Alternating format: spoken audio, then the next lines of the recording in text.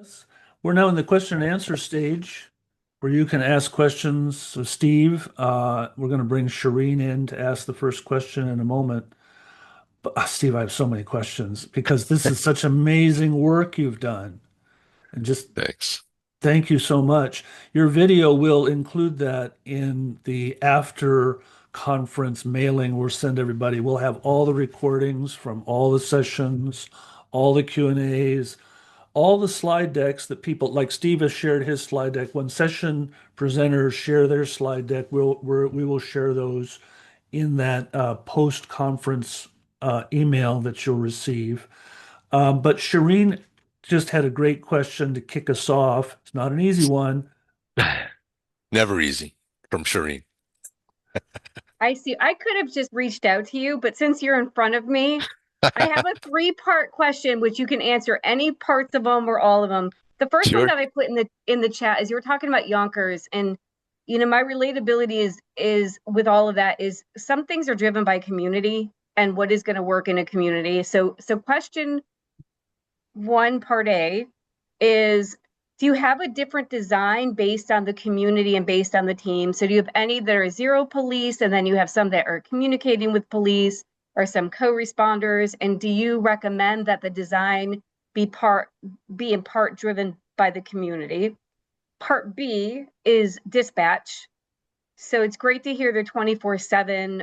Is it a separate line? Is it 911 dispatch, 988 dispatch, police dispatch? And then the third is funding. Are you getting county funding? Are you doing anything insurance-based funding? And of course, any recommendations that you have as teams get kicked off.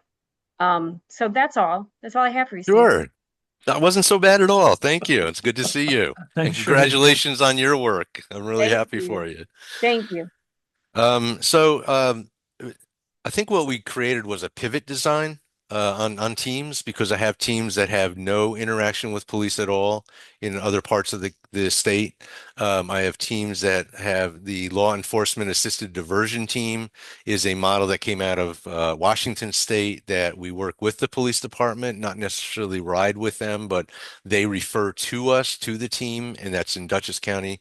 We have a court-based team in White Plains that is more after the fact. Unfortunately, when somebody is incarcerated or arrested, we meet them at the jail to develop the alternatives to incarceration work. And then I have the teams where we did start in Yonkers with the ride along or ride with. And my goal was to get it away from that, and it's been working. So that it's building that trust in the police department where they feel like, oh, okay, I think we're okay. They're okay. They know what they're doing. We're going to back off because the more you can put a cruiser, get rid of a cruiser, get rid of a police presence, the better the relationship. And that was my goal is to get to that point and allow the police departments to do other work rather than the behavioral health work that they've all been kind of pushed into. The dispatch is 988 or 911. So we developed with Mark Giuliano and some other folks the training for dispatch so that they can understand what is the time that they would want to call the mobile team, and then what is the criteria, whether it is a police or just a mobile team kind of decision. But right now they go through the both departments, and it's kind of a partnered decision that happens from the dispatch where they will do that. And then the funding was first all county funding. The county executive wanted to do this so much in Westchester that that's how that started.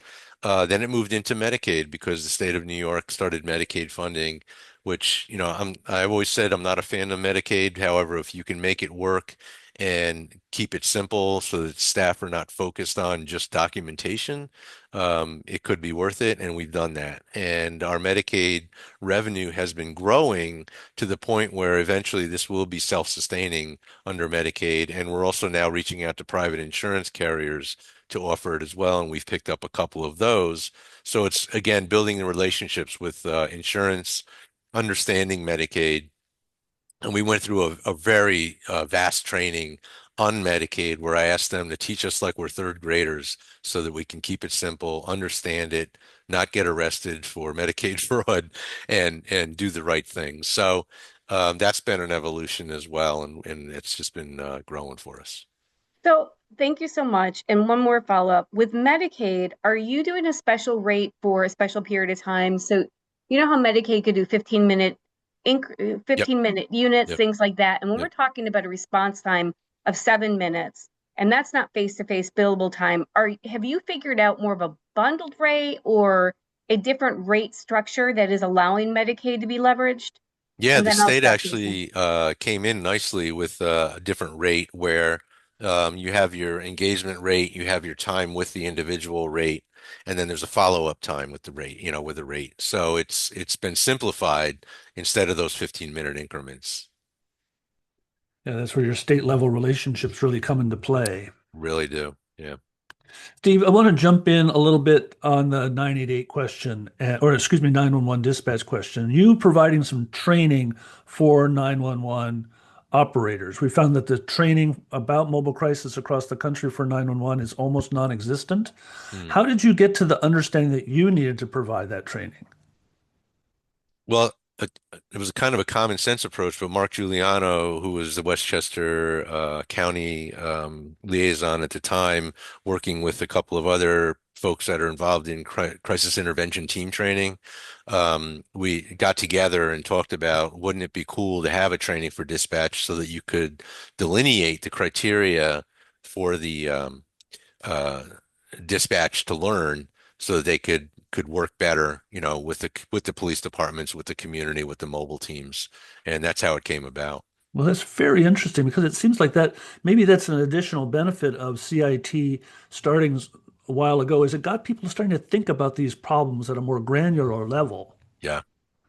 That's great. If Lucas is here, Lucas has a great question, and Lucas, you're going to need to accept the to come into the panel to discuss.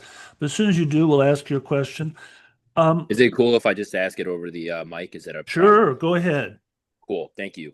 Thanks for sharing, Steve. I had a quick follow-up question to something you alluded to that we were actually discussing earlier today as a team before the conference. So I put it in the chat, but in terms of keeping the police informed and how you said that's built a strong relationship between entities, could you speak a little bit more to maybe what that communication has looked like? Our programs discussed this recently. What could and should that communication look like between us and the police as we've kind of navigated hurdles and figuring out where we stop and where should police should begin. And I think it's Hmm. just interesting to learn more about your experience and views when it comes to the best approaches in both overlap and communication in general. Yeah, the communication is daily and it's constant. There's a lot of communication where you'll see the team uh, on en route. If they feel there has to be communication to the police, they will do that. If there's a disposition and after the visit happens, we will also well, we do a couple things. We inform the department, but we also have an electronic health record that we can share with the police department on the visits and the outcomes and what our role will be going forward with follow-up and service delivery. And then if there are any questions, that's again a direct communication with the precinct or the officer in charge. Every precinct has an officer in charge that we're in constant communication with, but it's a very high communication relationship that we have with the police departments, so that everyone is on the same page. Got it. Thank you. Just real quick follow up. So if one of the teams gets dispatched out to a call, for example, and they realize, they've helped to the extent that they could, but the person who originally called might still want further response that only the police can handle. If say that the team is on radio with the dispatch and with the police department, has it been a practice of you all to be the ones yourselves to request the officer assistance on behalf of the person who called, or has it been more of the focus to put that responsibility back onto the person who originally called so that there's less overlap between us getting police involved in situations? Yeah, it's kind of gray there because it can happen both ways. If they can be self-determined enough to handle it themselves, if it is a domestic violence or whatever situation that might be, However, my team, a very compassionate group of people, they're going to want to advocate with somebody because that call might be really difficult for that person to make. So we will advocate with folks to get them the help that they need. When we do share the video, you'll see in the video the relationship between the police department and my team was absolutely fantastic because everybody stays in touch, stays communicated. What could have been a deportation, what could have been an arrest, what could have been a domestic violence situation was found out because of the investigation of the one police officer. They realized this was not a domestic violence. This was a frustrated person who just lost his wife, and the child wasn't registered for school, and the father had limited, English. There are a whole bunch of variables that went into this. And it was because the police and the team worked together to investigate what's our next step here, what's going to be best for this individual. And it turns out to be a much less traumatic situation than it could have been for the family, for the child, for the teams, and the police department. So it's really that again, the pivoting of understanding what's in front of you. Thanks, Lucas. Several people, Steve, have questions in the Q&A about collection of data, collection of metrics. How are you going about that? Yeah, we're doing that through a couple ways. Some of it is self-reporting, some of it is team reporting, some of it's police department reporting. We can also in New York State go into what's called the psyches, which is the Medicaid reporting that measures the amount of usage someone might have if they're getting Medicaid. So we can see that decline or we can see it increase in an individual and we can get that data. Um, but a lot of it, and also a lot of it, not a lot of it, some of it is the 8 dimensions of wellness. We will, and we don't sit with a clipboard and ask people these questions. We do it through motivational conversation. We do it through just conversation itself, in obtaining an understanding of what this person has been going through, what they've achieved, and where they're headed. Invariably goals come up from there. And so that's the beauty of the follow-up is that we can work with individuals on attaining those goals. Follow-up really does seem to be the secret sauce here. It If really you're is. not doing follow-up, you're probably missing a lot of opportunities. Oh yeah, you are. And so many teams haven't really got to that point yet where they have the capacity to do that. When we look at People USA right now, we're seeing a program that's over 2 decades old and has had a lot of work done, a lot of executive work, a lot of people have come and gone and added to what People Yeah. USA is. Tell us a little bit about the beginning days. So, because a lot of our folks, a lot of people listening are in the early stages. Yeah, at the beginning days, I was real naive. I just thought I could do something to fix a hospital and that they would accept it and embrace it. And I found out they had no interest in a peer organization doing anything to help a hospital get better. But I charged on and I tried to and was really fortunate in getting funding and for like the first respite, it was an RFP that came out from the state. They just put it out there to peer groups and said, come up with something and put in a proposal. And I put in the proposal for the respite house and they accepted it. And so then it was, I had a little bit of Sherry Mead's knowledge and wisdom, but I also had to create a whole policy and procedure behind, well, what is this respite going to be? What's it going to look like? What's it going to do? And it's a very common sense approach to designing it and operating it. So that was number one. Putting peers in emergency rooms, again, there was no manual, but I did get the funding to do it. I got a hospital to accept it, and we saw the value, and the hospitals, now today see the value in putting peers in the emergency room to greet people and help advocate and get them through the process, which can be very traumatic and very arduous for people.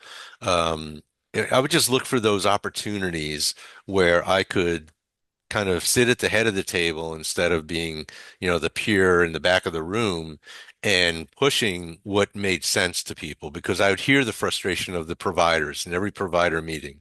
Oh, we keep serving this person over and over. They keep recidivating, they keep whatever. And I said, well, why are you doing it that way? Why are you okay with that? Why are you okay with just doing the same things over and over and getting the same results and being frustrated? Shame on you. And so I would offer these ideas, I would write these proposals, I would just get involved wherever I could where I could get the money to do the things. And I found that I had to model a lot of what we do before it was embraced. So the respites in New York State weren't licensed or funded by the state until they finally saw the value in them, and now they are. The stabilization center is the same thing. The mobile teams, the same thing. They were, it was not funded by the state in the beginning, and now the state sees the value in mobile teams and is infusing that, but we're not seeing fidelity in mobile teams. And that's something that I take on as an advocate, is that why can't we see that fidelity of what we're doing in every mobile team in the state? And so that, our advocacy never dies. So the advocacy is always, always there. And, any provider that's on or listening or whatever, you have to continue to advocate for the best quality care for the people you serve.